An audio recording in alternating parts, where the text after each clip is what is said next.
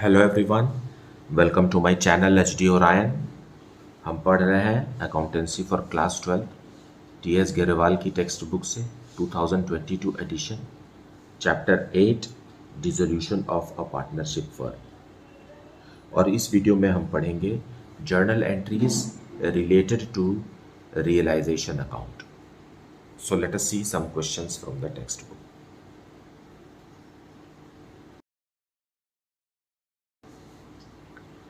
So question number 10, pass necessary journal entries to record the following unrecorded assets and liabilities in the books of Paras and Priya. There was an old furniture in the firm which had been written off completely in the books. This was sold for rupees 3000. And Ashish, an old customer whose account for rupees 1000 was written off as bad in the previous year, paid 60% of the amount. Paras agreed to take over the firm's goodwill not recorded in the books of the firm at a valuation of rupees 30,000. And there was an old typewriter which had been written off completely from the books. It was estimated to realize rupees 400. It was taken by Priya at an estimated price less 25%. And there were 100 shares of rupees 10 each in Star Limited acquired at a cost of rupees 2000, which had been written off completely from the books. These shares were valued at the rate of rupees 6 per share, rupees 6 each per share, and divided among the partners in their profit sharing ratio. Now, in this question number 10, we have to see journal entries related to those assets and liabilities which are not recorded in the books. Fine, ये सारी चीज़ें जो हैं, जो कुछ भी यहाँ लिखा हुआ है, ये फर्म के बैलेंस शीट में नहीं है, लेकिन फिर भी हम उसे उस एसेट्स को बेच रहे हैं और उससे पैसा रिसीव कर रहे हैं, और ऐसी अनरिकॉर्डेड लाइबिलिटीज़ भी हैं जिनके लिए हम पेमेंट कर रहे हैं. So let us see what entries need to be made.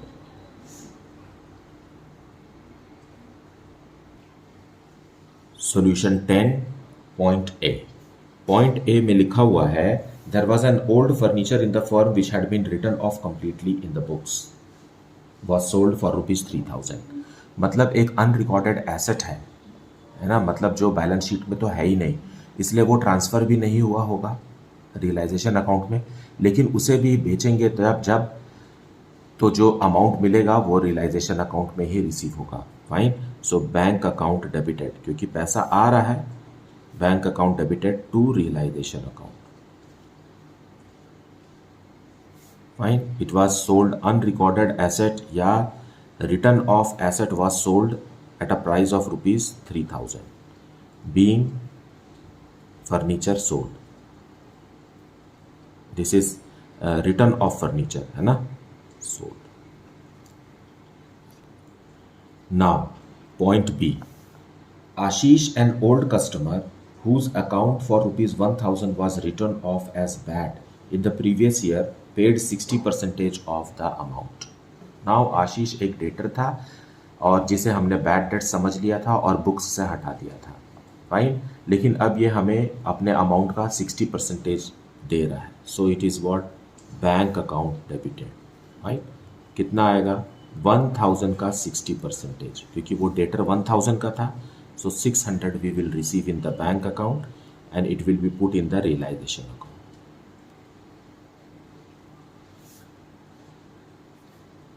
Being bad debts recovered.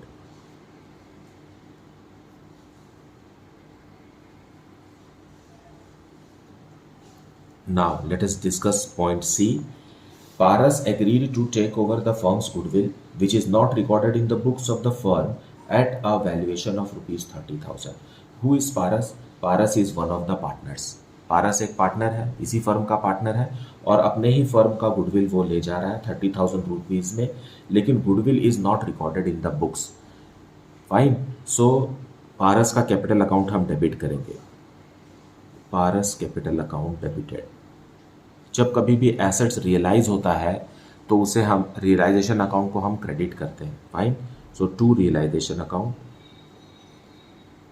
क्योंकि पारस पार्टनर को 30,000 रुपीज़ का बेनिफिट मिल गया है, इसलिए उसका कैपिटल अकाउंट जो है वो रिड्यूस हो जाएगा। Fine, so being goodwill taken over by Paras.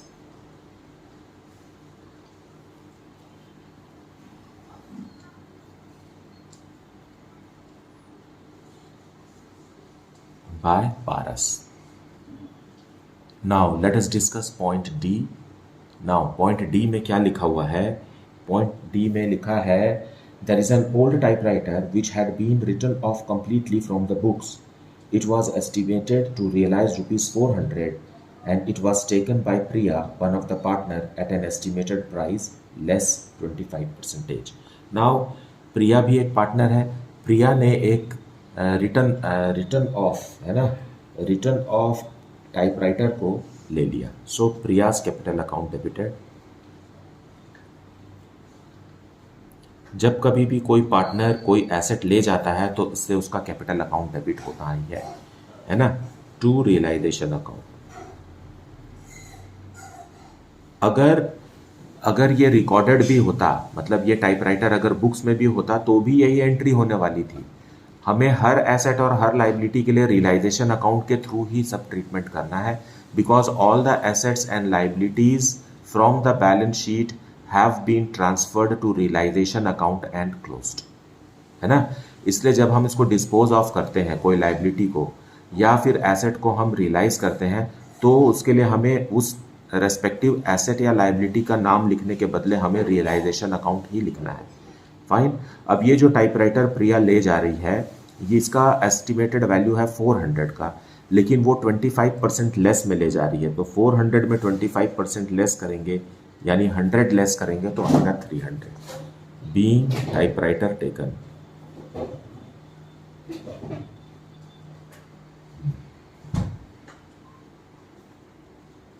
Taken by Priya at 25% less. Now let us understand point D of the question. This is the last point of the question. There were 100 shares of rupees 10 each in Star Limited acquired at a cost of rupees 2000 and which had been written off completely from the books. इसका मतलब ये है कि firm ने 100 shares star limited के, जिसकी कीमत 2000 rupees है, उसमें इन्वेस्ट किया था। एक समय की बात है जब 2000 रुपीज़ का शेयर्स था फर्म के पास। फाइन, और 100 शेयर्स थे 10 रुपीज़ वाले, मतलब 1000 रुपीज़ का शेयर्स था जिसे फर्म ने 2000 रुपीज़ में एक्वायर किया हुआ था। फाइन, इससे बाद में राइट ऑफ कर दिया गया, मतलब बुक्स से उसे हटा दिया गया। अब वो बुक्स में है ही नहीं, बैलेंस शीट में नहीं है। Now these shares are valued at rupees 6 each. अब ऐसे शेयर्स की कीमत बाजार में 6 रुपीज़ पर शेयर है। फाइन, ऐसे कितने शेयर्स हैं फर्म के पास? 100 शेयर्स हैं। इसे दोनों पार्टनर्स ने प्रॉफिट शेयरिंग रेशो में आपस में बांट लिया। सो ये दोनों पार्टनर कौन है?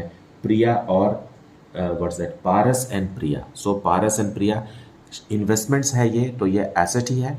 सो जब एसेट्स को पार्टनर्स ले जाते हैं तो पार्टनर का कैपिटल अकाउंट को हमें डेबिट करना होता है। Fine, so Paras capital account debited, Priya also debited, Priya's capital account debited to realisation account. So ऐसे कितने शेयर्स हैं फर्म के पास? 100 शेयर्स हैं और हर शेयर को 6 रुपीज़ बाजार मूल्य है, तो 600 रुपीज़ का हुआ। और आधा आधा इनका, क्योंकि प्रॉफिट शेयरिंग रेशियो क्वेश्चन में दिया नहीं है, इसका मतलब ये कि ये हाफ हाफ ले जाएंगे, है ना। सो 50 shares at the rate of ₹6, मतलब 300 रुपीज़ का शेयर्स पारस को मिलेगा and remaining 50 shares at the rate of ₹6, 300 rupees का शेयर्स प्रिया को मिलेगा। Being shares, that is investment only, है ना, taken by partners in profit sharing ratio which is 1:1।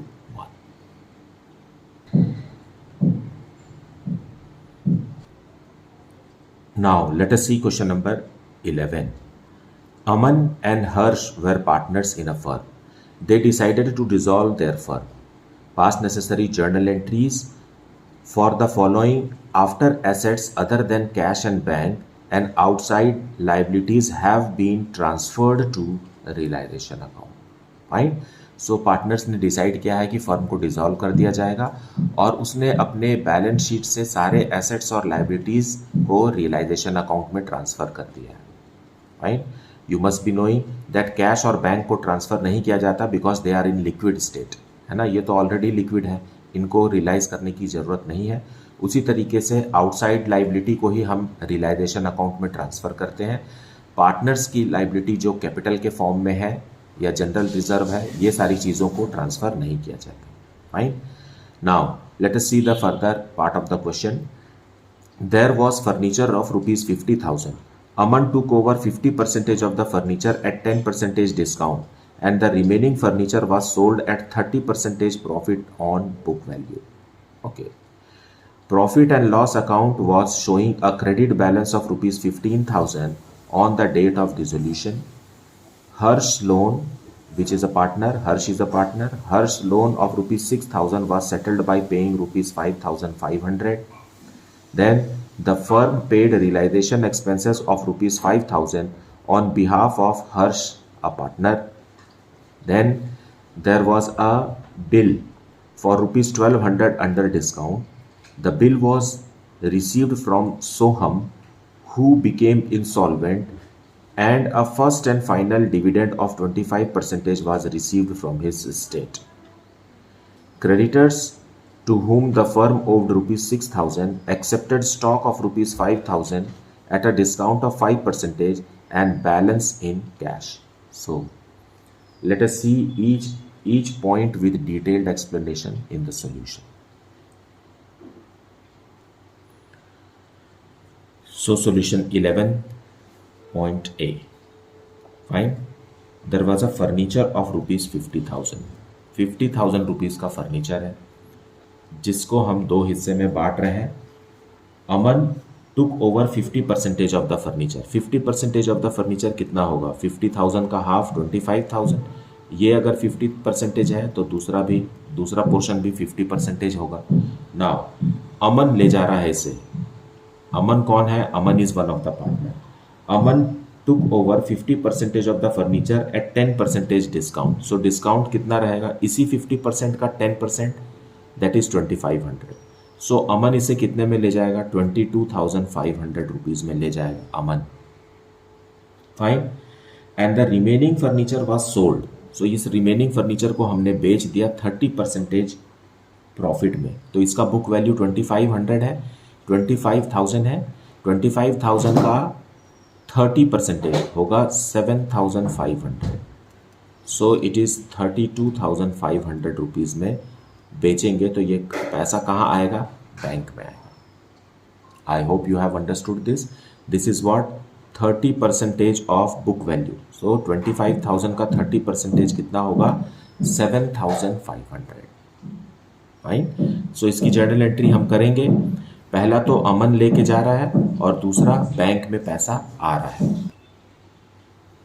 So अमन्स capital account, अमन्स capital account में हम लिखेंगे 22,500 और बैंक में लिखेंगे जो 50% बिक रहा है उसका अमाउंट कितना है? 32,500 to realisation account. Fine. So it is 55,000 being furniture realized. Now point B. Point B says profit and loss account credit balance. Fine.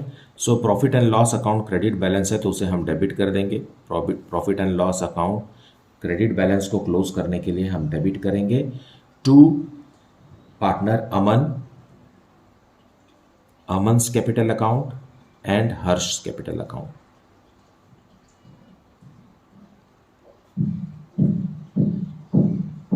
Now profit and loss account में कितना है, 15,000 है। Now what is this profit and loss account, ये एक profit है ना, credit balance means profit है, तो इसे कभी भी रियलाइजेशन अकाउंट में ट्रांसफर नहीं किया जाता है क्योंकि ये पार्टनर्स का रहता है। सो आउटसाइडर्स लायबिलिटी ही रियलाइजेशन अकाउंट में ट्रांसफर होते हैं। सो यहाँ पर रियलाइजेशन अकाउंट का कोई भी जिक्र नहीं होगा। And there profit sharing ratio is not given in the question, so equally distribute होगा as per the law. Fine, so 1:1 being profit distributed in 1:1. Now let us discuss point C. Point C में लिखा हुआ है कि Harsh loan of ₹6,000 was settled by paying ₹5,500। So ये हर्ष का जो loan है ये पार्टनर्स का लोन है, इसलिए ये रियलाइजेशन अकाउंट में ट्रांसफर नहीं किया जाता है। फाइन, सिर्फ आउटसाइडर्स लायबिलिटीज को ही ट्रांसफर किया जाता है। So Harsh loan will be settled outside the realisation account. Harsh loan, क्योंकि ये एक लायबिलिटी है इसलिए इसे डेबिट करके क्लोज करेंगे। और लायबिलिटी कितने की है, ₹6,000 का लोन हर्ष ने दिया था फर्म को। फाइन, और इसे हम बैंक पे कर रही है सिर्फ 5,500। फाइन, सो बैंक को फर्म को तो फायदा हो गया, ₹6,000 के लोन के बदले सिर्फ ₹5,500 ही पे करना पड़ा। सो जो प्रॉफिट है उसे हम रियलाइजेशन अकाउंट में ट्रांसफर करेंगे। रियलाइजेशन में ₹500 का प्रॉफिट है, being partners loan settled.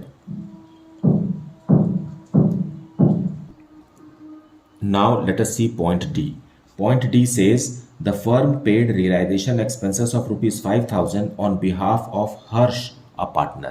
Now realization expenses के लिए हर्ष को सौंपा गया है और उसके बदले में फर्म पे कर रही है। फाइन, क्योंकि फर्म पे कर रही है इसलिए बैंक अकाउंट का क्रेडिट होना सही है। और डेबिट क्या होगा, हर्ष का capital account. Fine, so Harsh capital account debited to bank, क्योंकि हर्ष के बदले में पे कर रही है इसलिए हर्ष से वो ये ₹5,000 वसूल लेगी। सो हर्ष के कैपिटल अकाउंट को डेबिट करके उसका कैपिटल को कम कर देगी। Fine, being realisation expenses paid by firm in behalf of partner Harsh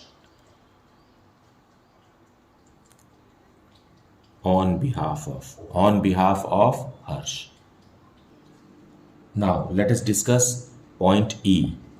Point E में क्या लिखा हुआ है, there was a bill for ₹1,200 under discount and the bill was received from Soham who became insolvent and a first and final dividend of 25% was received from his estate.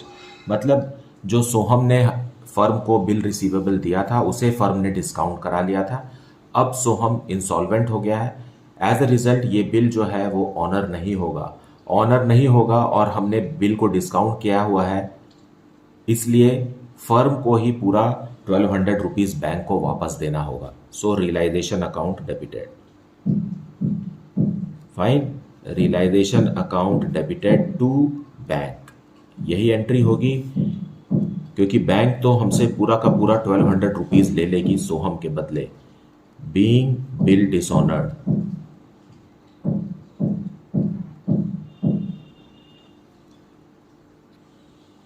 सो जो bill हमने bank से discount कराया था सोहम का bill, अब सोहम ने bank को पैसा नहीं दिया मतलब वो डिसऑनर हो गया, इसलिए बैंक ने हमसे पैसे ₹1,200 ले लिए।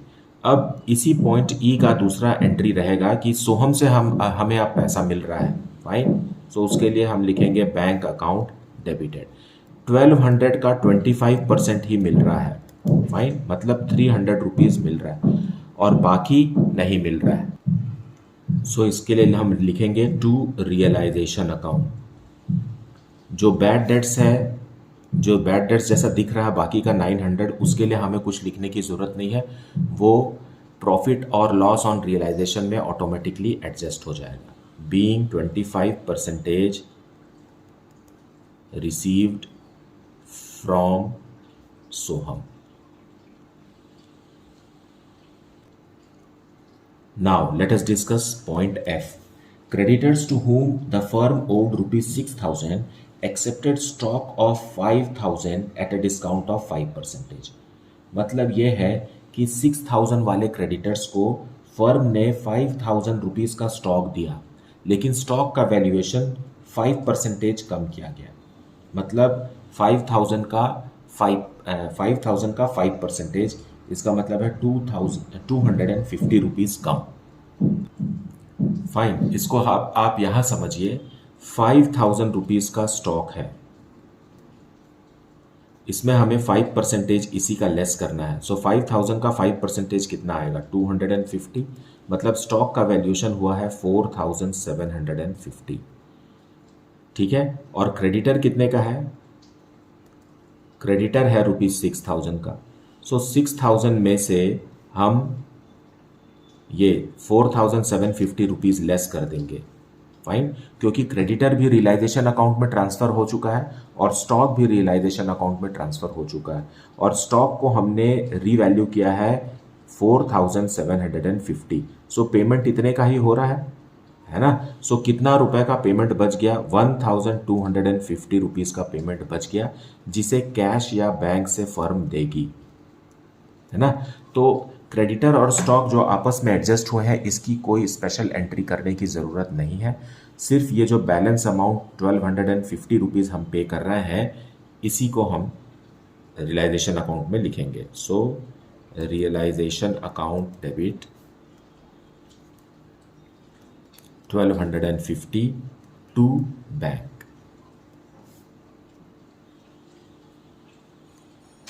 Being payment to creditors.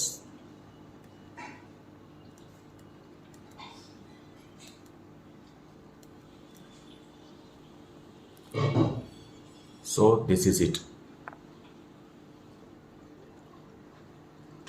Now question number 12. Rohit, Kunal and Sarthak are partners in a firm. They decided to dissolve their firm, pass necessary journal entries for the following after various assets other than cash and bank and the third party liability have been transferred to realization account. मतलब सारे assets और outside liabilities को realisation account में transfer करने के बाद क्या कह रहे हैं? कुणाल एग्रीड टू पे his wives loan rupees 6,000. Total creditors of the firm were rupees 40,000. Creditors worth rupees 10,000 were given a piece of furniture costing rupees 8,000 in full and final settlement. Full and final settlement. The remaining creditors allowed a discount of 10%. Okay. Rohit had given a loan of rupees 70,000 to the firm, which was duly paid. A machine which was not recorded in the books was taken over by Kunal at rupees 3,000, whereas its expected value was rupees 5,000. The firm had a debit balance of rupees 15,000 in the profit and loss account on the date of dissolution. And finally, Sarthak, one of the partners, paid the realization expenses of rupees 16,000 out of his private funds, who was to get a remuneration of rupees 15,000 for completing dissolution process and was responsible to bear all the realization expenses. So let us see the solution with explained detailed explanation.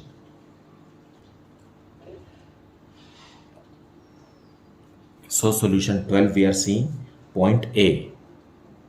Kunal agreed to pay his wife's loan. Fine. So wife कौन है?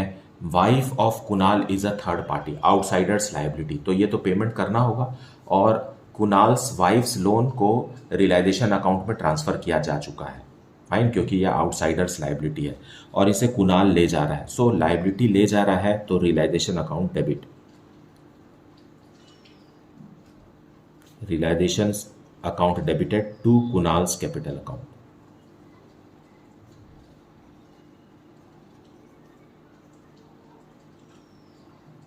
Being Mrs. Kunal loan taken over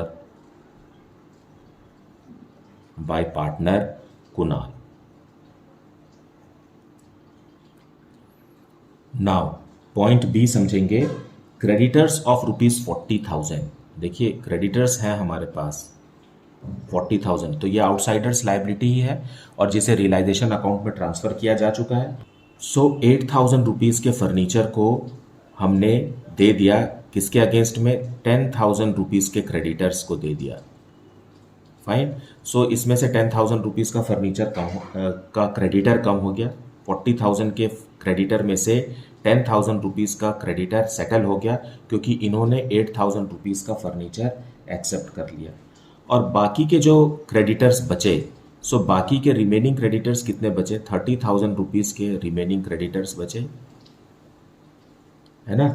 इनको 10% discount में, मतलब 30,000 का 10% discount मतलब 27,000 rupees bank से payment हुआ। Fine. So total creditors में से जो 10,000 के क्रेडिटर्स थे वो 8,000 रुपीज़ का फर्नीचर ले लिए। इसकी कोई भी एंट्री करने की ज़रूरत नहीं है, no entry is required for this. Only journal entry for payment of 27,000 to the remaining creditors will be done. So ये एंट्री हम कर देते हैं यहाँ। Fine. Realisation account debited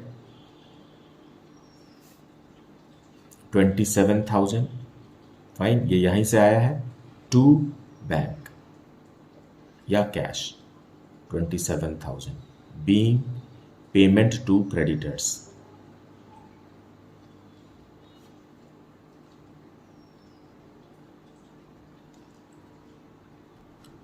now let us discuss point C. Point C में लिखा हुआ है कि Rohit had given a loan of ₹70,000 to the firm which was duly paid. So realisation account debited, not realisation account क्योंकि ये partner का loan है ना। सो पार्टनर का लोन है, सो रोहित्स लोन क्योंकि ये एक लाइबिलिटी रही होगी।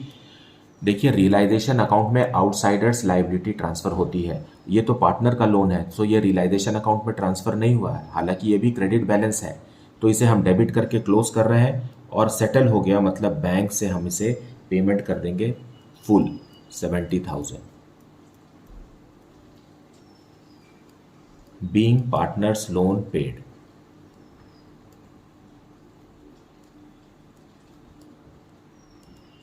ऑफ, दे दिया। फर्म ने पूरा का पूरा पैसा रोहित का वापस कर दिया। Now let us discuss point D. A machine, fine, which was not recorded in the books was taken over by Kunal, a partner, at ₹3,000, whereas its expected value was ₹5,000. एक मशीन है फर्म के पास जो books में show नहीं हो रही है, वो आउटसाइड बुक्स है, उसे कुणाल ने 3,000 रुपीज़ में ले लिया, हालांकि उसकी वैल्यू 5,000 रुपीज़ आंकी गई थी। तो कुणाल ने जितने में ले गया है हम उतने में ही रिकॉर्ड करेंगे, है ना। उसका वैल्यू कितना था, 5,000 था, 8,000 था, that is immaterial now. Fine. So we will record. So Kunal's capital account debited, कोई भी एसेट ले जाता है पार्टनर तो उसका कैपिटल अकाउंट डेबिट करना है हमें,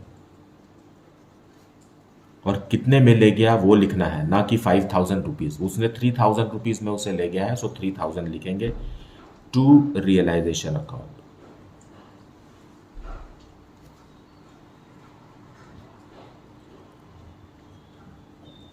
being unrecorded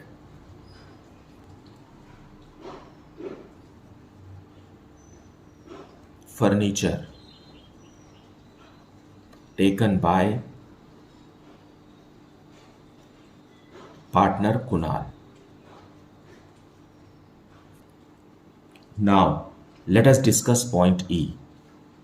The firm had a debit balance of ₹15,000 in the profit and loss account on the date of dissolution. So debit balance of profit and loss account मतलब ये loss है और ये asset के तरफ शो हुआ होगा, तो ये डेबिट बैलेंस है, मतलब इसे हम क्रेडिट करके क्लोज करेंगे। तो डेबिट हमें क्या करना है, तीनों पार्टनर के कैपिटल अकाउंट को हम डेबिट करेंगे। So Rohit's capital account debited and Kunal also. Kunal's capital account debited, and Sarthak.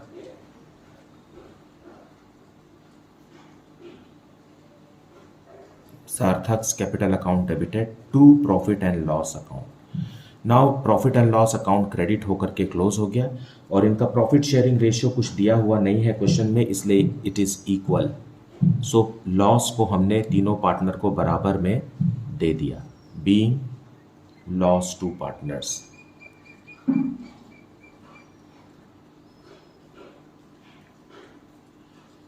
Being loss distributed to partners in the ratio 1:1:1, which is equal. Now let us discuss point F. Sarthak paid the realization expenses of rupees 16,000 out of his private funds. मतलब ये है कि सार्थक ने realisation expenses अपनी जेब से 16,000 rupees पे किया. Who was to get a remuneration of rupees 15,000 for completing dissolution process. जिसे फर्म के साथ बात करके पक्का हुआ था कि 15,000 रुपीज में करना है. Fine. So and was responsible to bear the realisation expenses. So बातचीत के हिसाब से यह काम जो कि सार्थक ने 16,000 रुपीज में किया है उसे 15,000 रुपीज में ही करना था. सो फर्म जो है सार्थक को सिर्फ 15,000 रुपीज देगी. अब ये सार्थक का अपना रिस्पॉन्सिबिलिटी है कि उसने उसे 16,000 में किया कि 12,000 में किया. That is immaterial to the firm. What is material is that what was discussed between firm and Sarthak was 15,000. So firm 15,000 he record करेगी. So realization account debited. Realization account debited 15,000 क्योंकि बात 15,000 की हुई थी to Sarthak. Sarthak's capital account. अब सार्थक ने इस काम को 16,000 में किया.